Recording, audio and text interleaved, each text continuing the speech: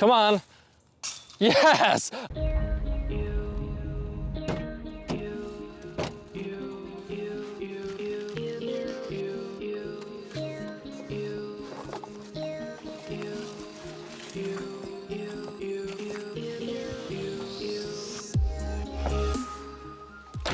Now let's go toss some plastic.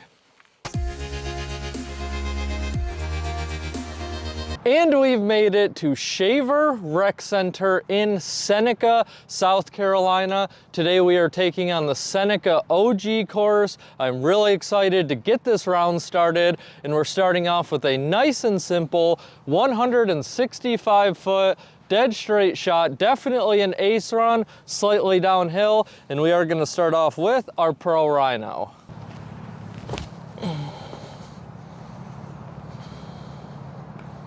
Oh, we caught a tree down there, but not a bad start. Hopefully we can knock that putt down. Let's get started. Honestly, I think without this tree, we would have ended up like 45 feet deep, so we will take it. Hole 2, 295 feet. You can go with a standard sidearm shot up there, or you can go with a slight ante the entire way, which is what we are gonna do, and we are gonna go with our Envy. Get up there.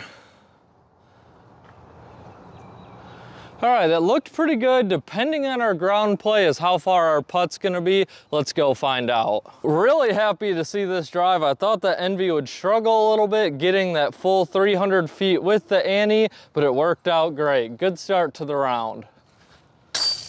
Hole 3, this is a tricky one, 555 feet, and it does one of these deals here, you know what I mean? We have to go 270 feet, and then it's a meat hook left, and then it meat hook rights at the end. Very tricky. We are gonna go with our Firebird, hopefully get a decent skip. Get up there. Oh, I think we hugged the inside a little too much. We're gonna be scrambling. Here's where the Firebird ended up. It is a tricky hole, but it is fair. If you do hit your tee shot, you should be in a good situation. We still have a full S to do. We are just gonna play for the 4. I'm gonna go with the hex, put it on a nice turnover sidearm, and hopefully make a play for the pin on the next shot. That was as good as I could have done. Very happy with that. As you can see, we still have a half circle to go. Very tricky pin location. If I had a little sidearm skip shot, I would do it, but being this close to the basket, I don't think that'd work very well. I'm actually gonna try a flick roller because I do not think we can get some big ante shot up there. We're gonna try it with our Halo Boss.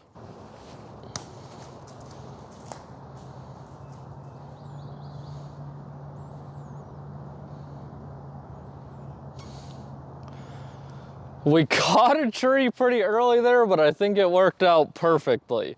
Flick rollers and rollers in general, I definitely need to work on more. That got a little lucky.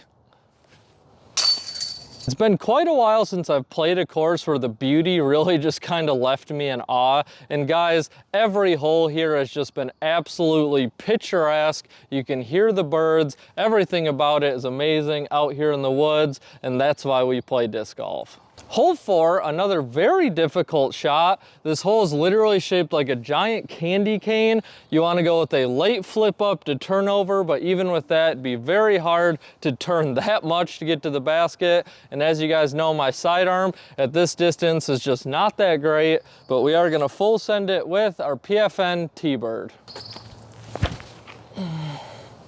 So low. You know, it's in the middle of the fairway. I would gladly take that, but we needed some more height on that, for sure. We have left ourselves a tricky 83-foot kind of ante putt. If we could knock one of these down early, it would give us a lot of momentum in our round moving forward. Oh, not a very good run at all. For the 3. Oof.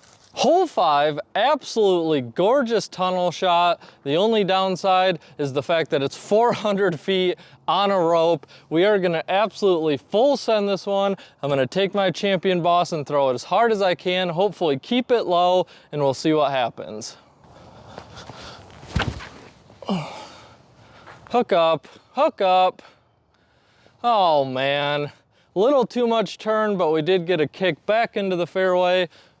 We still have 173 feet to the pin, and it looks like there's a huge drop off right behind the basket. So we are gonna go with a lot more stability, and we're gonna flick our scepter.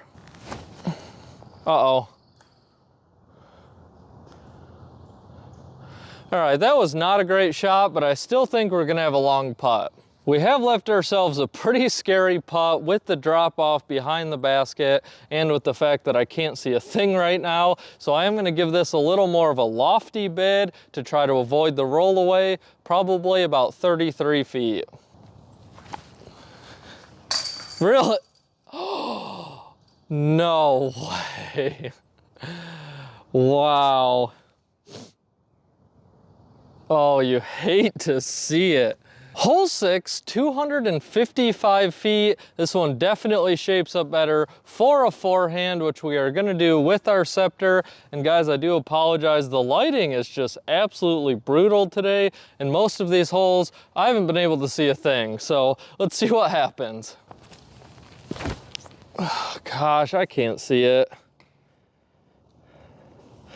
All right, I think we hit a tree up there to the left. That might be the worst sun I've ever had on a tee pad in my life. Let's go find it. I literally had to use the camera to try to figure out where my disc landed. That's how blind that shot was. We're still 103 feet away. We barely made it halfway down the hole. I'm gonna do a full run with our Justice. Oh, we'll take that. Hole 7, it's only 240 feet, but it is a very strong left turn. I'm gonna go with the Justice. I think I've only backhanded this disc like 8 times in the few years that I've been using it, but when I need that crazy stability, it's always my go-to.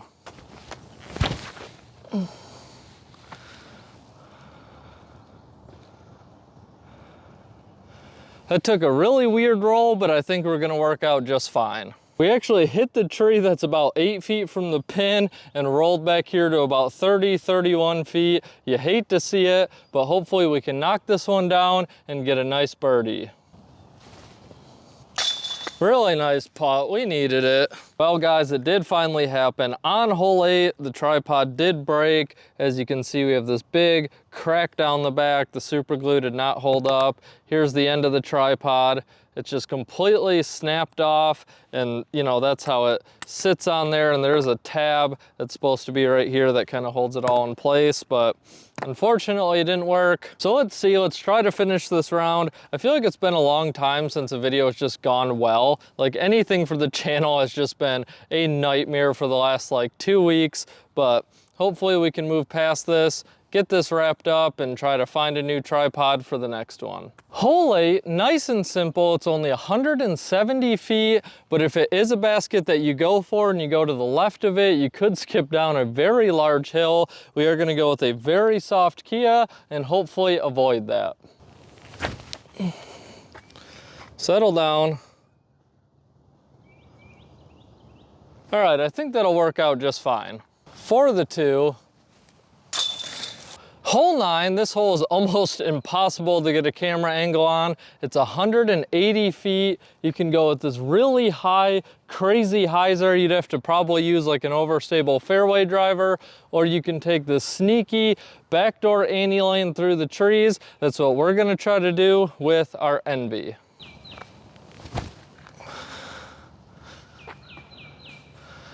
All right, we made it up there a ways. It's gonna be a long putt.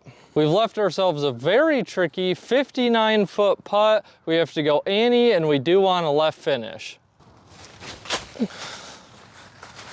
Oh, good run.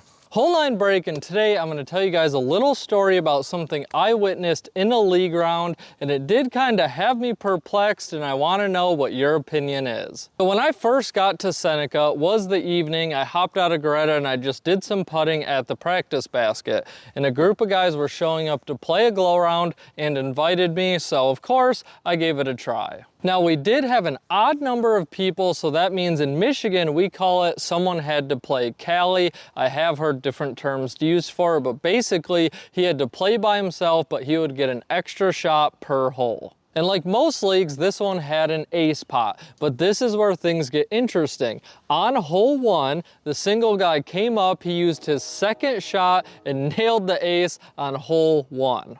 Now, what do you do in this situation? I have not played a lot of leagues, but should he get all of the ace pot money for hitting it on his second shot? I would think no, because everyone has 18 chances to win the ace pool, and just because you're playing solo does not mean that you should be able to have double the chances of everybody else. Now, I heard the guys talking over this quite a bit, and I think they gave him half of the ace pot money. I'm really not sure which route they made when they made their decision, but nonetheless, I thought it was a very interesting situation. So you guys let me know, have you experienced this in one of your leagues? And 2, how did you handle it? And if you haven't, just give me your general thoughts of how you think it should have been handled. And guys, I do not ask for this often, but if you are new here and you are enjoying the content, please leave a comment, hit that like button, hit the subscribe button. It means the world for me and the channel. And guys, it's completely free. It takes nothing but a couple seconds of your time, and I would greatly appreciate it. Hole 10, the rangefinder has it at 284 feet. I do apologize for the camera angles. It's working out much worse than I anticipated, but we are gonna take our Kotuku, try to push it on a little bit of flex and let it fight back.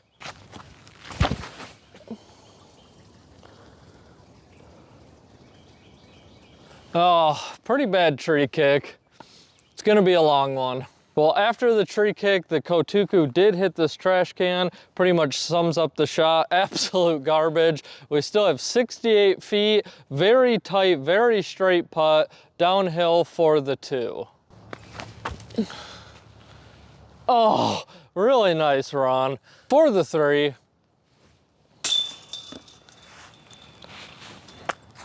Hole 11, I would guess this about 250 feet. We want to go dead straight, maybe a very slight ante with our shot, and after the top of this hill, it goes way downhill, and I mean way downhill. Hopefully we don't sail past the basket and end up in a ravine, but we're gonna go with a nice and soft envy.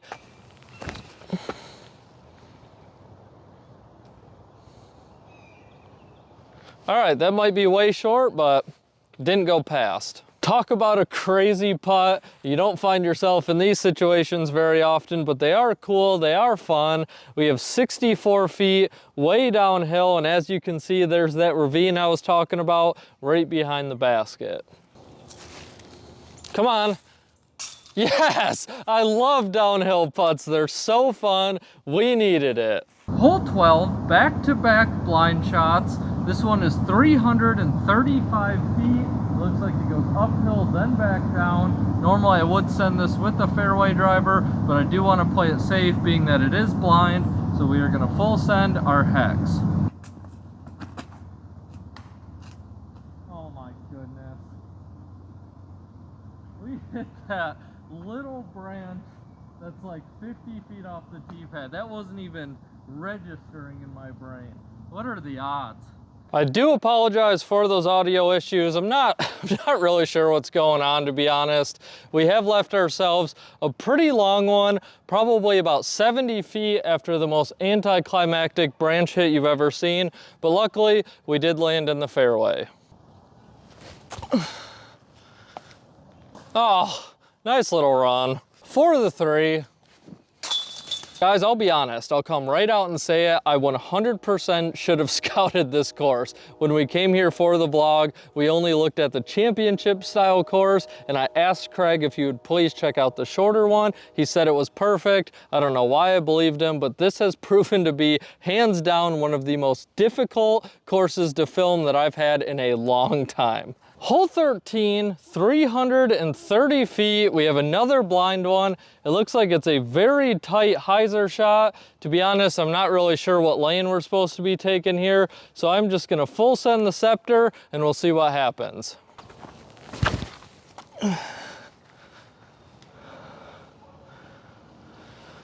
Absolutely terrible lie. We still have 134 feet up to the basket. I'm gonna go with a flex sidearm shot. Hopefully we can walk out with an easy par. Settle. All right, that should be just what we needed. Really nice par save. Hole 14, 305 feet. We want a really slight hyzer the entire way. As you can see, we are throwing over this ravine. There are a lot of random limbs just kind of hanging out in the fairway here. Hopefully we don't catch any of them. We are gonna full send our hex. Come on, hyzer. Oh my gosh.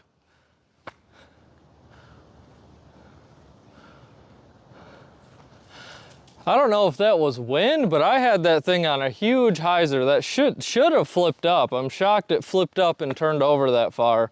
We have left ourselves another 60 footer. Our distance control was pretty spot on for that, but as you guys saw, it just did not flip or go the way that we wanted it to. So hopefully we can knock down this big hyzer putt for the 2. Oh, we'll take it. Hole 15, it's only 240 feet, but the basket's like over there. It is the biggest horseshoe you've ever seen. We are gonna go with the splice. I don't know if I wanna go with a skip shot or throw it higher in the air.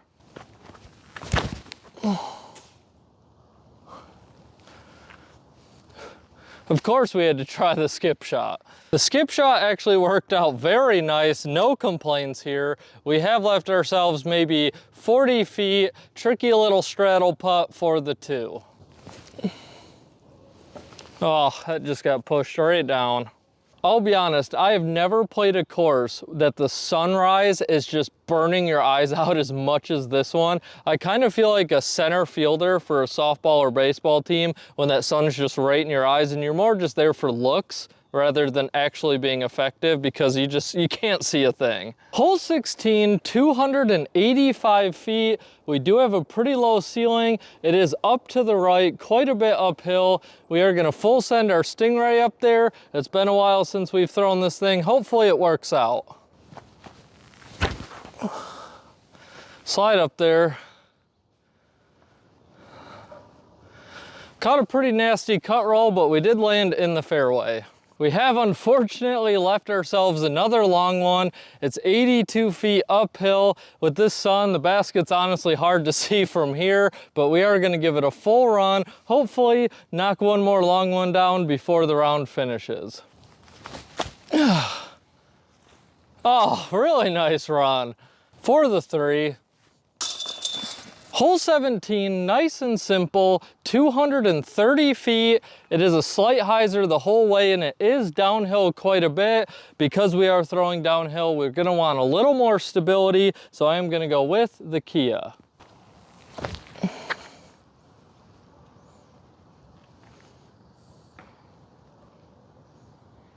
All right, I think that's gonna be a tester putt.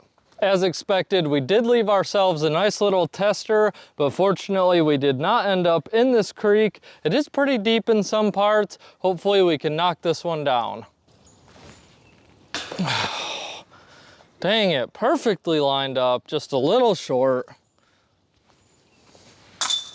That's just how disc golf works and we all know it. And rounding up our final hole on the Seneca OG course, the tripod did make it through mostly. Frustrating would be an understatement on that one, but we have 240 feet. You wanna go dead straight with a right finish. It is uphill, you could go with a sidearm or turnover, but we are gonna send the Stingray.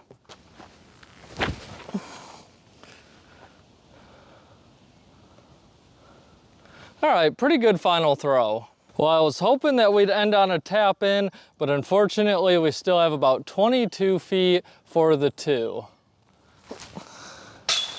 Nice putt.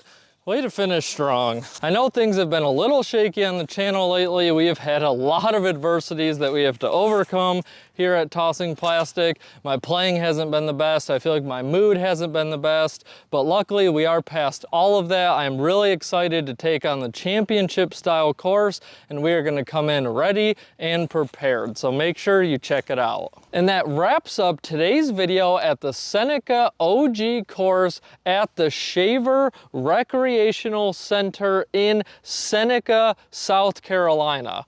Wow, that's a mouthful. This OG course is a ton of fun. There are a lot of birdie opportunities, but I love the fact that they do have some long, very difficult holes thrown in the mix. You're definitely gonna wanna bring your tool bag to play this course. You're gonna have turnover shots, shots that definitely favor a good forearm throw. You're gonna have elevation up and down and very tricky footing on a lot of your putts. And don't forget about a lot of those scramble shots. As a local, I'm sure there is a lot of really low scores that get put down on this course, but if you are a traveler coming through, it does play quite a bit more difficult than it may look on U-Disc. As you guys can see, the beauty is definitely what makes this course stand out a bit. It doesn't have many things holding it back. It has nice trash cans, a bench on almost every hole, signage from hole to hole that could be a little bit better, but honestly, it was just fine and I had no problems navigating the course. The baskets are older, some of them do have duct tape on them, but honestly, as you guys know, I'm not the most picky about baskets. If it can hold the disc, that works for me. T-signs could use an upgrade. That is being a bit picky though. I think the footage on them is pretty accurate, but the lines that it shows are definitely not for most of the holes. And another amazing thing about the OG course is right next door, just a few steps away from this hole one, is the hole one for the championship style course, as well as also being located right on the property of a nice rec center. With all of that being said, I will give the OG course the very solid score of 8.2 out of 10. There's nothing really holding it back, but there's nothing really setting it apart, but the area around it really helps that score out, because if you want to just have a nice long day of disc golf, you can have it right here. I hope you guys enjoyed today's video. Now it's your turn to go toss some plastic.